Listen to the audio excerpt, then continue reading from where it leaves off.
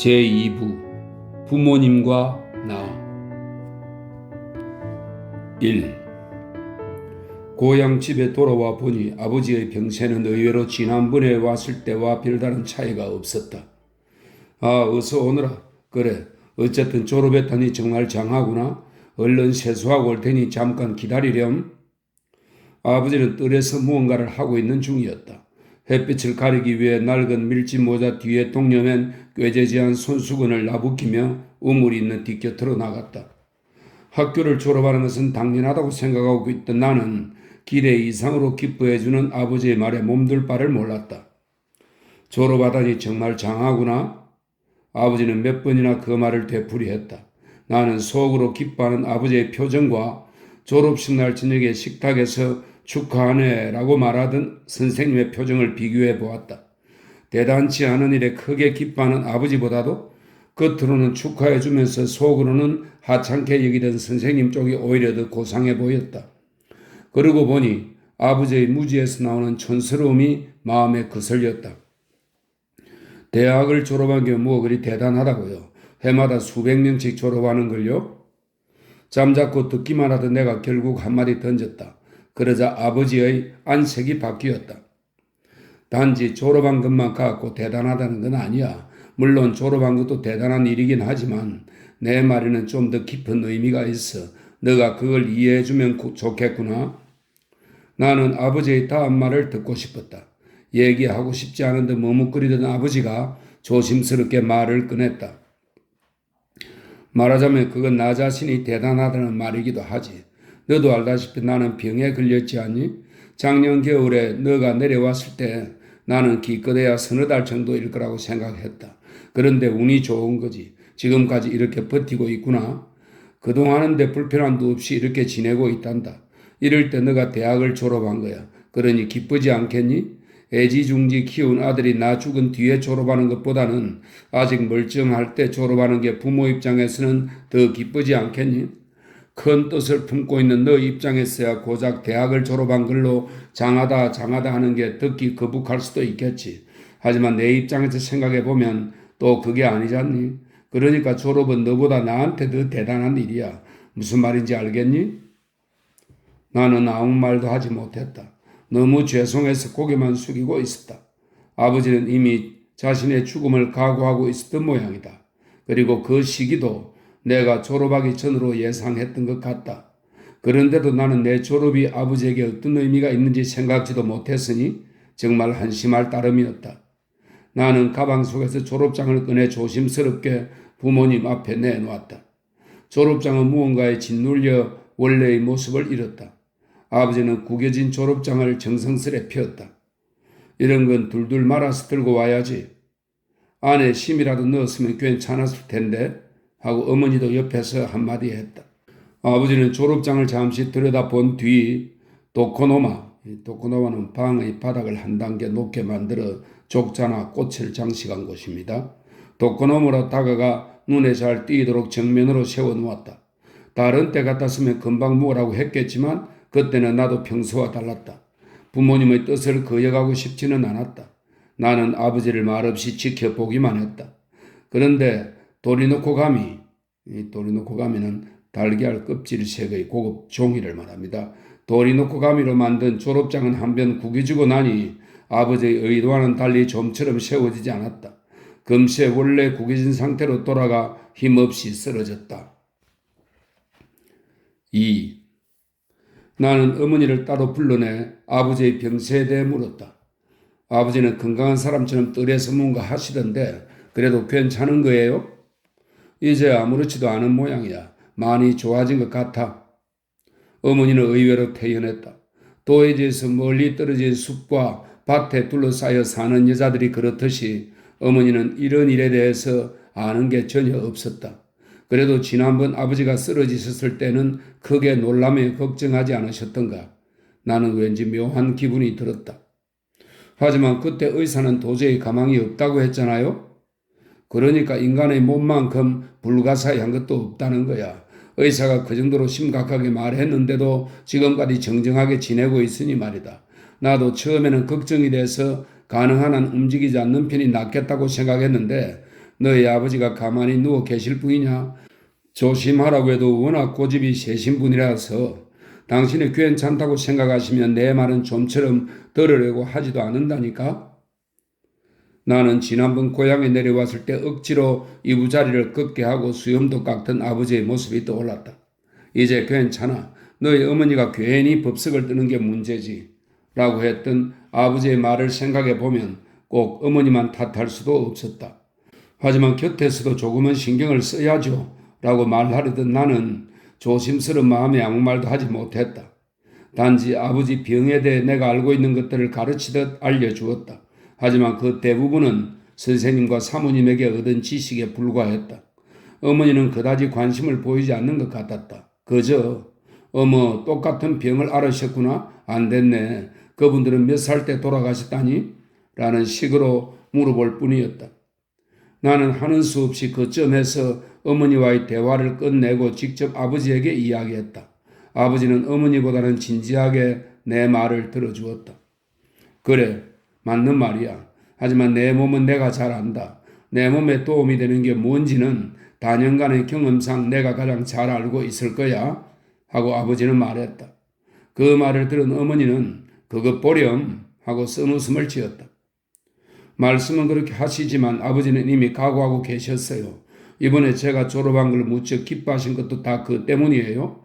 졸업하는 걸 못 볼 거라고 생각했는데 아직 기운이 있을 때 제가 졸업장을 갖고 왔으니 그게 기쁜 거라고 말씀하신 걸요.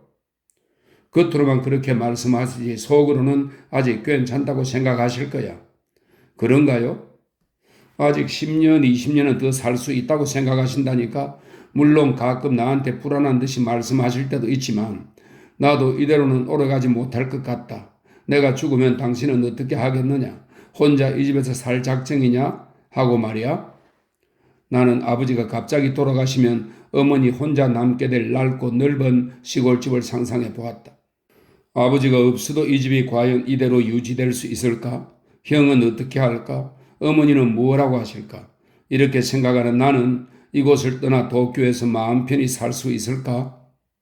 나는 어머니를 앞에 두고 문득 아버지가 아직 온전하실 때 내 몫의 재산을 확실히 챙겨두라는 선생님의 말을 떠올렸다. 그래도 입버릇처럼 죽는다는 사람치고 일찍 죽는 법이 없으니까 크게 걱정하진 않아. 너희 아버지도 죽는다 하시지만 앞으로 몇 해를 더 살지 모르잖니. 그보다는 묵묵히 지내는 멀쩡한 사람이 더 위험한 거야. 나는 어떤 논리나 통계에서 비롯된 말인지 알 수 없는 어머니의 그 진부한 얘기를 그저 묵묵히 듣고 있었다. 3. 부모님은 나를 위해 팥밥을 지어 동네 사람들을 대접하겠다는 말을 꺼냈다. 고향에 내려온 날부터 어쩌면 그런 일이 벌어질지 모른다는 생각에 은근히 걱정하고 있던 나는 바로 사양했다. 너무 요란하게 그러지 마세요.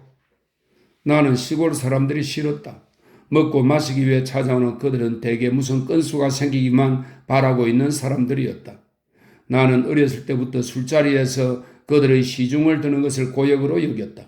하물며 나를 위해 그들을 불러들이다니 생각만 해도 끔찍한 일이었다. 하지만 부모님 앞에서 차마 그런 천박한 사람들을 불러 야단 법석을 떨지 말라고 할 수는 없었다. 그래서 나는 그저 너무 요란하다는 말만 되풀이했다. 자꾸 요란하다고 하는데 그런 건 아니야. 평생에 단 한 번뿐인 일인데 잔치를 벌이는 건 당연하지. 너무 부담스럽게 생각하지 마라. 어머니는 내가 대학을 졸업한 것을 마치 며느리라도 얻은 것처럼 대단하게 여기는 것 같았다. 꼭 잔치를 벌여야 하는 건 아니지만 그냥 넘어가면 나중에 뭐라고 한다니까?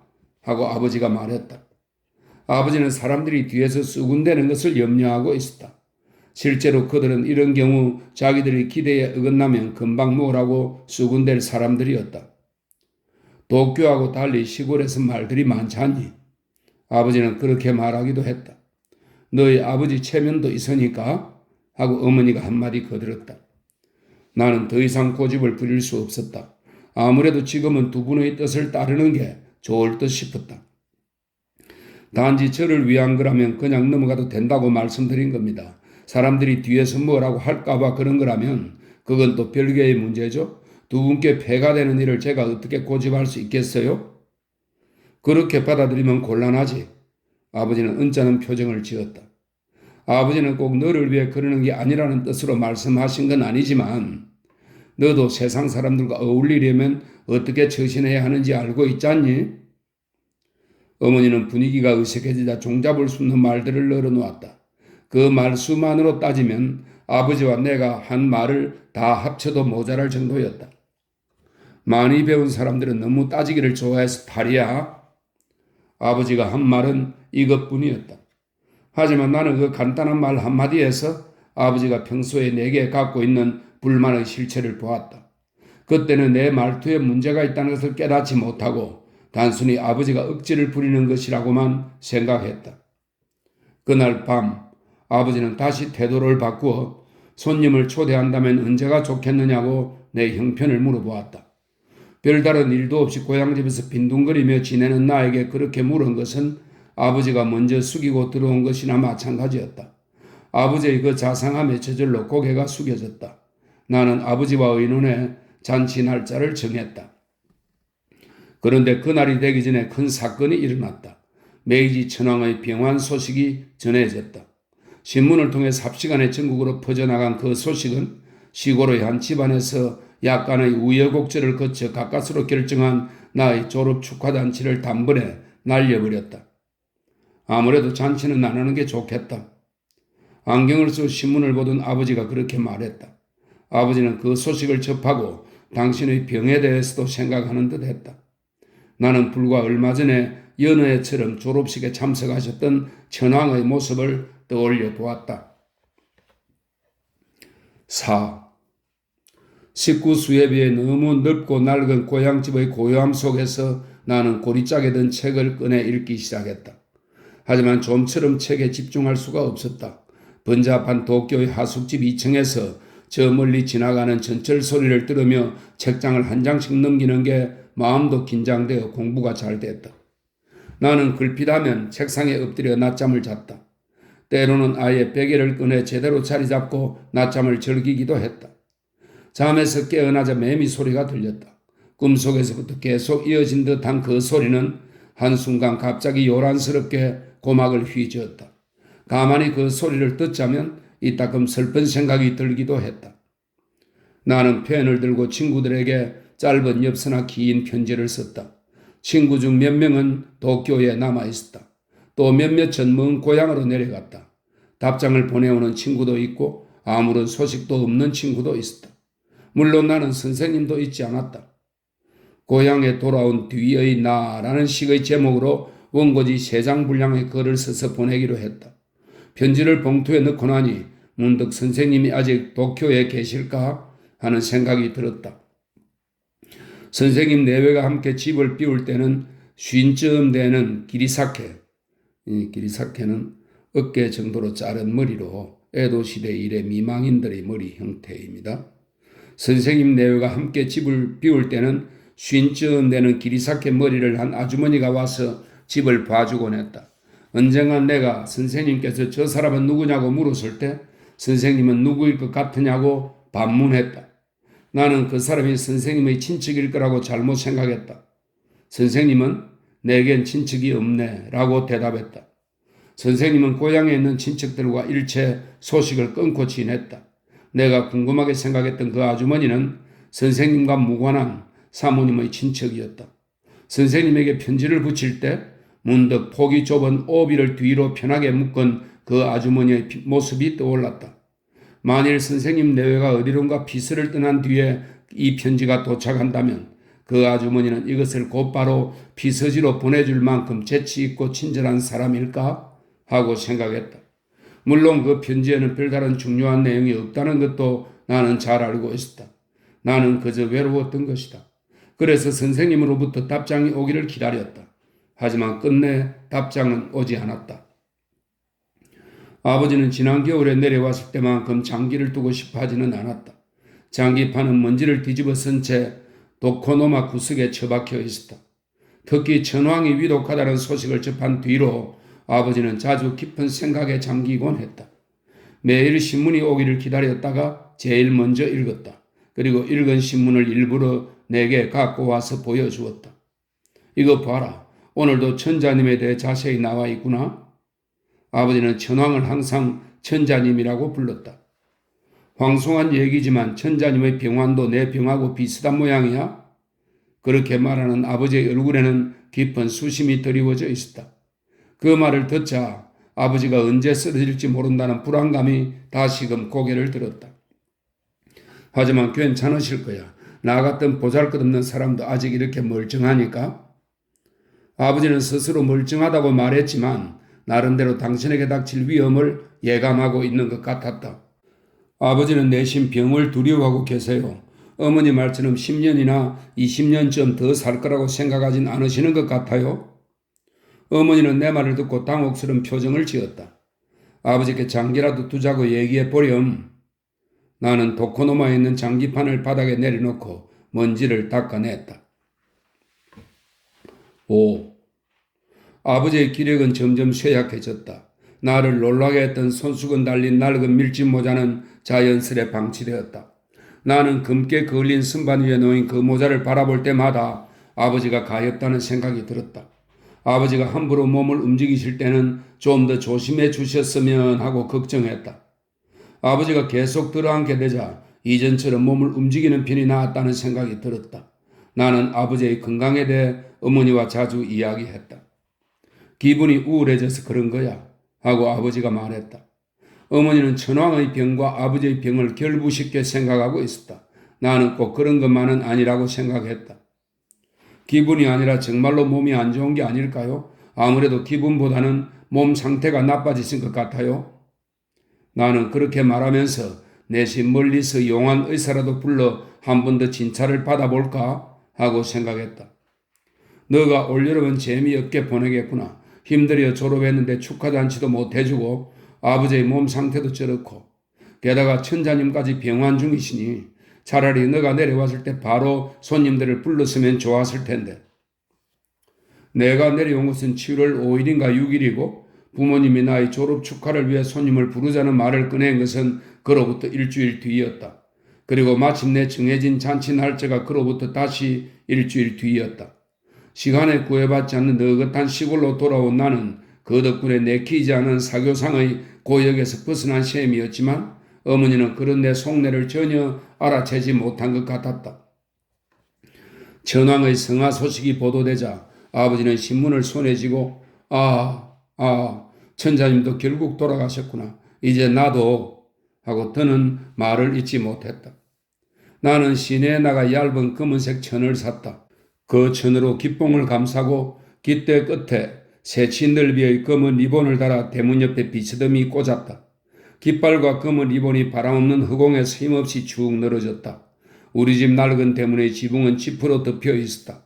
비바람에 고스란히 노출된 그 지붕은 어느새 엷은 잿빛으로 변하고 들쑥날쑥한 것도 군데군데 눈에 띄었다. 나는 혼자 문 밖으로 나가 하얀 모슬린 천에 염색된 빨간색 동그라미와 검은 리본을 바라보았다. 그 배경이 된 꾀재재한 초가 지붕도 함께 바라보았다. 언젠가 선생님은 내게 자네 고향집의 구조는 어떤가? 내 고향과는 모양이 많이 다른가? 하고 물어본 적이 있다. 나는 내가 태어난 이 오래된 집을 선생님에게 보여드리고 싶은 마음도 있었다. 또한 선생님에게 보여드리기가 부끄럽기도 했다. 나는 다시 집 안으로 들어갔다. 내 책상이 있는 방으로 들어가 신문을 읽으며 멀리 도쿄의 모습을 떠올렸다. 나는 일본에서 가장 큰 도시가 침체된 분위기 속에서 어떻게 움직이고 있을지 상상해 보았다. 그런 어두운 분위기 속에서도 어떻게든 움직일 수밖에 없는 불안으로 술렁거리는 도시에서 한 점의 등불과 같은 선생님의 집을 보았다. 그때 나는 그 불빛이 소리 없이 다가오는 소용돌이 속으로 자연스럽게 빨려들고 있다는 사실을 알아채지 못했다. 그 불빛이 머지않아 순식간에 사라져버릴 운명에 처해 있다는 것도 물론 알아채지 못했다. 나는 이번 일에 대해 선생님에게 편지를 쓰려고 펜을 들었다. 하지만 10줄쯤 쓰다가 그만두었다. 쓰다만 편지를 갈기갈기 찢어 휴지통에 던져버렸다. 선생님에게 그런 편지를 보낸다고 무언가 달라지는 것도 아니고 전례에 비춰볼 때 도저히 답장을 보내줄 것 같지도 않았다. 나는 외로웠다. 그래서 편지를 썼고 답장이 오면 좋겠다고 생각했던 것이다. 6. 8월 중순쯤 나는 한 친구로부터 편지를 받았다. 지방의 어느 중학교에 교사 자리가 났는데 가지 않겠느냐는 내용이었다. 그 친구는 경제적인 문제 때문에 직접 그런 자리를 찾아다니고 있었다. 그 자리도 처음에는 자기에게 제의가 들어온 것인데 자기는 더 좋은 곳에서 근무하게 되어 내게 양보하는 마음으로 일부러 알려준 것이었다. 나는 즉시 거절의 편지를 보냈다. 지인들 중에 교사 자리를 구하려고 애쓰는 사람이 있으니 그쪽에 소개하는 게 좋겠다고 했다. 나는 답장을 보낸 뒤에 부모님에게 그 이야기를 했다. 두 분 모두 내 결정에는 이견이 없었다. 그런 곳에 가지 않아도 얼마든지 좋은 자리를 구할 수 있어. 그 말을 들으니 두 분이 내게 얼마나 크게 기대하고 있는지 알 수 있었다. 세상 물증의 어두운 부모님은 이제 갓 졸업한 내게 과분한 지위와 수입을 기대하고 있는 것 같았다. 요즘엔 좋은 자리를 구하기가 그렇게 쉽지 않아요. 특히 형하고 저는 전공도 다르고 시대도 다른데 예전처럼 쉽게 생각하시면 곤란하죠. 하지만 졸업한 이상 얼른 직장을 구해서 독립해야지. 안 그러면 우리도 곤란하다. 남들이 댁의 둘째 아들은 대학을 졸업하고 무슨 일을 하느냐고 묻는데 아무 대답도 못하면 내 체면이 어떻게 되겠니? 아버지가 얼굴을 찡그렸다. 아버지의 사고 범위는 오랫동안 익숙해진 고향 마을을 벗어나지 못했다. 마을 사람들에게 대학을 졸업하면 월급을 얼마쯤 받는다느니? 한 100엔쯤. 당시 중학교 교사의 월급은 40엔 정도라고 합니다. 한 100엔쯤 될 것 같다느니 하는 말을 들었던 아버지는 체면이 깎일까 걱정되어 내가 얼른 독립하기를 바랐던 것이다. 부모님 입장에서 보면 대도시를 근거지로 생각하는 나는 물구나무를 써서 거꾸로 걷는 기이한 인간이나 다름없었다. 사실 가끔은 그런 인간이 된 듯한 기분이 들기도 했다. 내 생각을 그대로 밝히기에는 사고방식의 차이가 너무 심한 두 분 앞에서 나는 아무런 대꾸를 할 수 없었다. 너가 자주 얘기하는 그 선생님한테 이럴 때 한번 부탁해보면 어떻겠니? 어머니는 선생님을 그런 식으로 밖에는 생각하지 못하는 분이었다. 그 선생님은 내게 고향에 내려가면 부친이 온전하신 동안에 얼른 재산을 챙겨 놓으라고 했던 사람이다. 졸업을 했으니 일자리를 알선해 주겠다고 할 사람은 아니었다. 그 선생님은 뭐 하시는 분이냐? 하고 아버지가 물었다. 아무 일도 안 하세요. 하고 내가 대답했다. 나는 이미 오래전에 아버지와 어머니에게 선생님이 아무것도 하지 않는다고 말씀드렸다. 아버지도 분명히 그 말을 기억하고 계실 것이다. 아무 일도 안 하다니 그게 무슨 얘기냐? 너가 그토록 존경하는 분이라면 무언가 하는 일이 있을 것도 같은데? 아버지는 그렇게 은근히 나를 비꼬았다. 아버지가 생각하는 훌륭한 사람은 다들 세상에 나가 상당한 지위에서 일하고 있었다. 일 없이 노는 것은 야쿠자들 뿐이라고 생각하시는 것 같았다. 나 같은 사람도 월급 받고 일하지는 않지만 그냥 놀고 먹지는 않잖느냐? 아버지가 그렇게 말했지만 나는 계속 말없이 듣기만 했다. 너 말대로 그렇게 훌륭한 분이라면 분명 좋은 자리를 알아봐 주실 거야. 부탁은 해보았니? 하고 어머니가 물었다. 아니요. 그럼 모르실 거 아니니 왜 부탁하지 않았어? 편지라도 한번 띄워보렴. 네. 나는 근성으로 대답하고 자리에서 일어났다. 7. 아버지는 분명히 자신의 병을 두려워하고 있었다.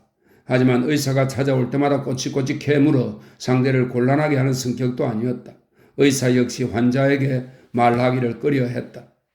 아버지는 사후의 일을 생각하고 있는 것 같았다. 필경 당신이 떠난 뒤의 집안을 상상하고 있었을 것이다.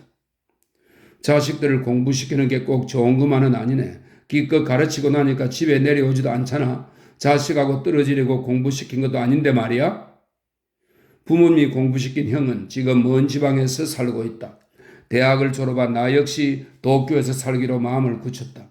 그러니 자식들을 키운 아버지가 그렇게 푸념하는 것도 무리는 아니었다. 오랜 세월을 함께 살아온 시골집에 혼자 덩그러니 남게 될 어머니를 생각하는 아버지의 심정도 당연히 착잡했을 것이다. 아버지는 시골집에서 벗어날 생각은 추호도 없었다.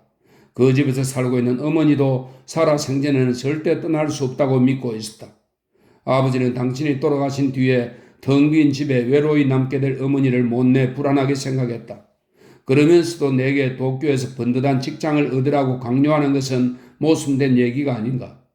나는 그 모순을 의아하게 여기는 한편 그 덕분에 다시 도쿄로 나갈 수 있게 된 것을 다행으로 생각했다. 나는 부모님 앞에서 직장을 구하기 위해 최선을 다하고 있는 것처럼 행동해야 했다. 나는 선생님에게 집안 사정을 소상히 적은 편지를 보냈다. 혹시 내가 할 수 있는 일이 있다면 뭐든 하겠으니 일자리를 추천해달라고 부탁했다. 그 편지를 쓰면서도 선생님이 내 부탁을 들어주리라고는 생각지 않았다. 설령 들어주고 싶어도 활동 범위가 좁은 선생님으로서는 어찌할 수 없으리라 생각하며 편지를 썼다. 하지만 선생님이 그 편지에 대한 답장은 분명히 보내줄 거라고 생각했다. 나는 편지를 붙이기 전에 어머니에게 말했다. 어머니가 말씀하신 대로 선생님에게 편지를 썼어요. 한번 읽어보시겠어요? 어머니는 내가 예상했던 대로 편지를 읽지 않았다. 그래? 그럼 얼른 보내렴. 그런 일은 남이 신경 써주기보다는 자기가 서둘러야 하는 거야. 어머니는 아직도 나를 어린애로 생각하고 있었다. 사실은 나 자신도 어린애 같은 느낌이 들었다. 하지만 편지만으로는 직장을 얻기 힘들어요. 어차피 9월쯤에 도쿄에 올라가야 해요. 그야 그렇겠지. 그래도 혹시 그 사이에 좋은 자리가 생길지 모르니 미리미리 부탁해 두는 게 좋아. 네. 어쨌든 답장은 올 테니까 그때 다시 얘기해요. 선생님은 이런 일에 대해서는 매우 꼼꼼한 분이었다. 나는 선생님의 답장이 오기를 은근히 기다렸다. 하지만 결국 내 예상은 빗나갔다. 일주일이 지나도록 선생님으로부터 아무런 소식도 없었다. 어디로 피스라도 가신 모양이에요? 나는 어머니에게 변명 같은 말을 할 수밖에 없었다. 그리고 그 말은 어머니뿐만 아니라 나 자신을 위한 변명이기도 했다. 무언가 이유를 꾸며내서라도 선생님을 변호하지 않으면 내가 불안해지기 때문이다. 나는 가끔 아버지가 병환 중이라는 사실을 잊고 차라리 얼른 도쿄로 올라가 버릴까 하는 생각도 했다. 그런데 아버지도 당신이 환자라는 사실을 잊을 때가 있었다. 훗날을 걱정하면서 그에 대한 대처는 하지 않았다. 결국 나는 선생님이 충고했던 재산 분배에 관한 얘기를 아버지에게 내비칠 기회조차 얻지 못했다. 8. 9월로 접어들자 나는 마침내 도쿄로 돌아가기로 했다. 나는 아버지에게 당분간은 종전대로 생활비를 붙여달라고 했다. 여기서 이러고 있으면 아버지가 말씀하시는 좋은 자리를 구할 수 없잖아요? 나는 아버지가 바라는 일자리를 구하기 위해 도쿄에 가겠다는 식으로 말했다. 물론 생활비는 직장을 구할 때까지만 붙여주시면 돼요. 하는 말도 덧붙였다.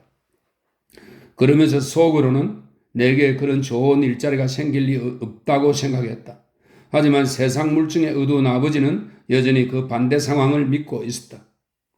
그야 얼마 안 되는 기간일 테니 어떻게든 마련해 주마. 아무튼 너무 오래 끌지 마라. 좋은 직장이 생기면 바로 독립해야지.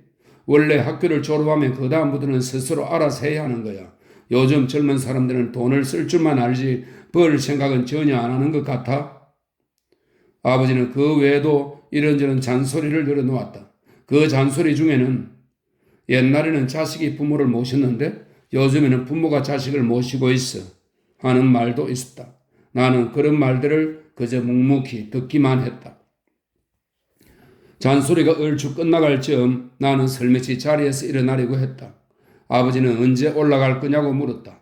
나는 하루라도 빨리 올라가고 싶었다. 어머니하고 상의해서 정하거라. 그렇게 할게요. 그때는 나도 아버지에게 의외로 고분고분했다. 나는 되도록 아버지의 심기를 건드리지 않고 조용히 시골을 떠나고 싶었다. 아버지는 다시 나를 불러 세웠다. 너가 도쿄로 올라가면 집이 또 텅 비겠구나. 나하고 너 어머니밖에 없으니까 내가 몸이라도 성하면 좀 나을 텐데 지금 같아서는 언제 어떤 일을 당할지 모르겠구나. 나는 나름대로 아버지를 위로해드리고 내 방으로 돌아왔다. 나는 책들이 어지럽게 늘린 방에 앉아 불안해하는 아버지의 표정과 말을 몇 번이고 머릿속에 떠올려 보았다. 그때 또 매미 소리가 들렸다.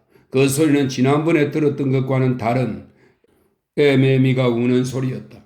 나는 여름에 고향에 내려와 요란하게 우르대는 매미 소리를 들으며 가만히 앉아있으면 왠지 마음이 서글퍼지곤 했다.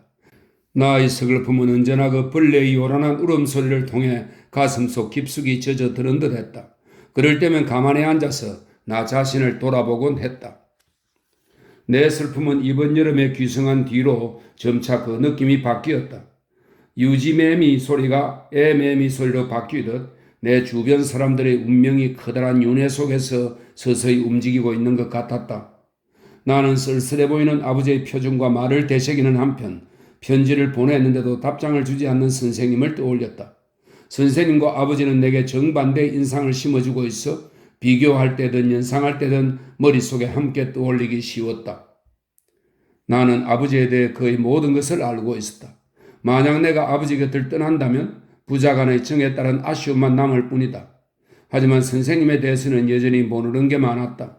내게 들려주기로 약속한 과거 이야기도 듣지 못했다. 말하자면 내게 있어 선생님의 세계는 아직 어두침침했다. 나는 그곳을 벗어나 밝은 곳까지 가야 직성이 풀릴 것 같았다. 선생님과의 관계가 끊어지는 것은 내게 커다란 고통이었다. 나는 어머니와 상의한 끝에 도쿄로 떠날 날을 정했다. 9. 내가 떠나기로 한 날이 가까워졌을 무렵 아마도 출발하기 이틀 전 저녁이었던 것 같다. 아버지가 갑자기 또 쓰러지셨다. 나는 그때 책과 옷가지를 가득 넣은 고리짝을 묶고 있었다. 아버지는 욕실에서 목욕을 하던 중이었다. 아버지의 등을 닦아주러 들어갔던 어머니가 큰 소리로 나를 불렀다. 어머니는 알몸인 아버지를 뒤에서 부둥켜 안고 있었다. 서둘러 방으로 옮기고 나니 아버지는 이제 괜찮다고 했다. 불안한 마음에 머리맡에 앉아 물수건으로 아버지의 머리를 씻겨주던 나는 9시가 다 됐어야 겨우 저녁을 대충 먹었다. 다음 날이 되자 아버지는 생각했던 것보다 많이 좋아졌다. 나의 만류를 뿌리치고 혼자 화장실에 다녀오기도 했다. 이젠 괜찮다. 아버지는 작년 말에 쓰러졌을 때도 내게 똑같은 말을 했다. 그때는 아버지의 말대로 정말 괜찮았다. 이번에도 어쩌면 괜찮을지 모른다고 생각했다. 하지만 의사는 그저 조심해야 한다는 말만 할 뿐 몇 번을 물어봐도 확실하게 얘기해 주지 않았다. 나는 불안한 나머지 예정된 날이 되어도 도쿄로 떠나지 못했다. 좀 더 상태를 지켜본 뒤에 올라갈까요?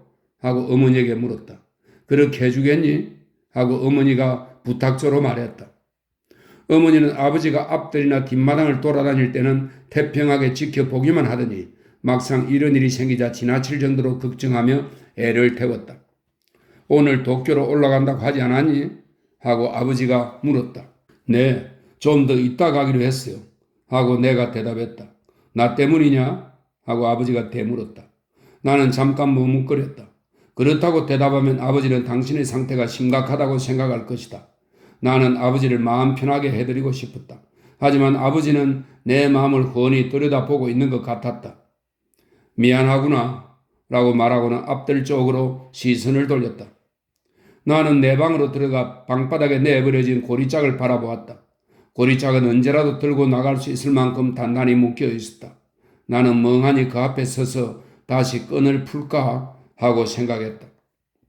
나는 좌불안석 상태로 다시 산하를 보냈다. 그런데 아버지가 또 쓰러지셨다. 의사는 절대 안정을 취하라고 했다. 왜 자꾸 저러시는지 모르겠구나. 어머니가 아버지에게 들리지 않을 만큼 작은 목소리로 내게 말했다. 어머니의 얼굴은 무척 불안해 보였다. 나는 형과 여동생에게 전보를 칠 마음의 준비를 했다. 하지만 누워있는 아버지의 모습에서는 고통의 그림자를 찾아볼 수 없었다. 얘기하는 것을 보면 감기에 걸렸을 때와 다를 바 없었다. 게다가 식욕은 평소보다 더 좋았다. 곁에서 주의를 주어도 좀처럼 들으려고 하지 않았다. 어차피 죽을 거라면 맛있는 거라도 실컷 먹고 죽어야지. 맛있는 것을 먹겠다는 아버지의 말이 우습기도 하고 서글프기도 했다. 아버지는 정말 맛있는 것을 먹을 수 있는 도시에서는 살아본 적이 없었다. 아버지는 밤이 되면 쌀 과자를 구워 우적우적 씹어 먹었다. 꼭 글씬 들린 사람 같네? 그래도 장은 아직 튼튼하신 모양이야? 어머니는 걱정해야 할 부분을 오히려 마음의 위안으로 삼고 있었다. 그러면서 흔히 환자에게 사용하는 글씬이라는 옛말을 무엇이든 먹고 싶어 한다는 의미로 사용했다. 큰아버지가 병문안을 왔을 때 아버지는 그만 돌아가려는 큰아버지를 한사코 놓아주지 않았다. 적적하다는 게 주된 이유였지만 어머니와 내가 음식을 마음대로 먹지 못하게 한다고 불평을 늘어놓는 것도 그 이유 중 하나인 것 같았다. 10. 아버지의 병세는 일주일 이상 아무런 변화가 없었다. 나는 그 사이에 규슈에 있는 형에게 장문의 편지를 보냈다. 여동생에게 보낼 편지는 어머니에게 쓰라고 했다. 나는 마음속으로 아마 이것이 아버지의 병세에 대해 두 사람에게 전하는 마지막 편지일 거라고 생각했다. 그래서 두 편지에 큰일이 생기면 전보를 칠 테니 곧바로 달려오라고 써넣었다. 형은 직장 생활에 항상 바빴고 여동생은 임신 중이었다. 그러므로 아버지가 위독하지 않는 한 당장 불러드릴 수 있는 상황은 아니었다. 그렇다고 연락을 받고 애써 내려왔는데 이미 때가 늦었다면 그것 또한 괴로운 일이다. 나는 전보를 치는 시기에 대해 남모를 책임감을 느꼈다. 나도 뭐라고 정확히 얘기할 수는 없습니다. 하지만 언제든 위험해질 수 있다는 것만은 알고 계세요. 여기 있는 시내에서 모셔온 의사는 내게 그렇게 말했다. 나는 어머니와 의논해 의사의 주선으로 마을 병원에 근무하는 간호사 한 명을 고용하기로 했다. 아버지는 머리맡에서 인사하는 흰옷 입은 여자를 보고 의아한 표정을 지었다. 아버지는 당신이 죽을 병에 걸렸다는 것을 진작부터 알고 있었다. 그러면서 실제로 눈앞에 다가온 죽음 자체는 알아채지 못했다. 조만간 병이 나으면 도쿄에 한번 놀러 가야겠구나. 사람은 언제 죽을지 모르니까 하고 싶은 게 있으면 사는 동안에 다 해봐야 해. 어머니는 마지못해 그때는 저도 데려가 줘요 하고 맞장구를 쳤다. 때로는 아버지의 모습이 무척 쓸쓸해 보였다. 내가 죽으면 모쪼록 어머니를 잘 보살펴 드려라. 나는 내가 죽으면이라는 말을 전에도 들어본 적이 있었다. 내가 졸업하던 날 저녁 선생님은 사모님에게 그 말을 몇 번이나 되풀이했다. 내가 도쿄를 떠나기 직전의 일이었다.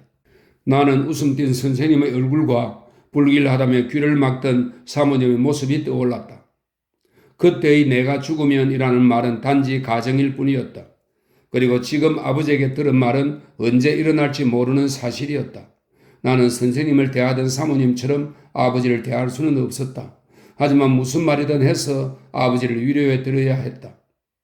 그런 약한 말씀 하지 마세요. 조만간 병이 나으면 도쿄로 놀러 가시기로 하셨잖아요. 어머니와 함께요. 이번에 가시면 깜짝 놀라실 거예요. 얼마나 많이 변했는데요. 전차 노선도 꽤 많이 생겼거든요. 전차가 다니게 되면 자연히 거리의 집들도 달라지고 구획 정비도 새로 하잖아요. 도쿄가 잠잠해지는 시간은 아마 24시간 중에 1분도 안 될걸요. 나는 어쩔 수 없이 불필요한 말까지 꺼내게 되었다. 아버지는 흐뭇한 표정으로 듣고 있었다. 집에 환자가 있으니 자연히 떠나드는 사람도 많아졌다. 근처에 사는 친척들은 이틀에 한 번꼴로 번갈아가며 병문안을 왔다. 그 중에는 약간 먼 곳에 살고 있어서 평소에는 얼굴 보기 힘든 사람도 있었다. 큰일 나는가 싶었는데 이 정도라면 괜찮아. 말도 제대로 하고 얼굴도 멀쩡하잖아. 라며 돌아가는 사람도 있었다. 내가 처음 내려왔을 때만 해도 쥐 죽은 듯 조용했던 집이 이런 일로 점점 어수선해지기 시작했다. 그러는 동안에도 아버지의 병세는 계속 악화될 뿐이었다. 나는 어머니와 큰아버지와 의논한 끝에 마침내 형과 여동생에게 전보를 쳤다. 형은 즉시 오겠다는 답신을 보내왔다. 매제도 곧 출발하겠다고 했다. 매제는 여동생이 지난번 임신했을 때 유산했던 만큼 이번에는 그런 일이 생기지 않도록 조심하고 있다는 얘기를 꺼냈다. 아무래도 여동생을 대신해 자기가 오려는 것 같았다.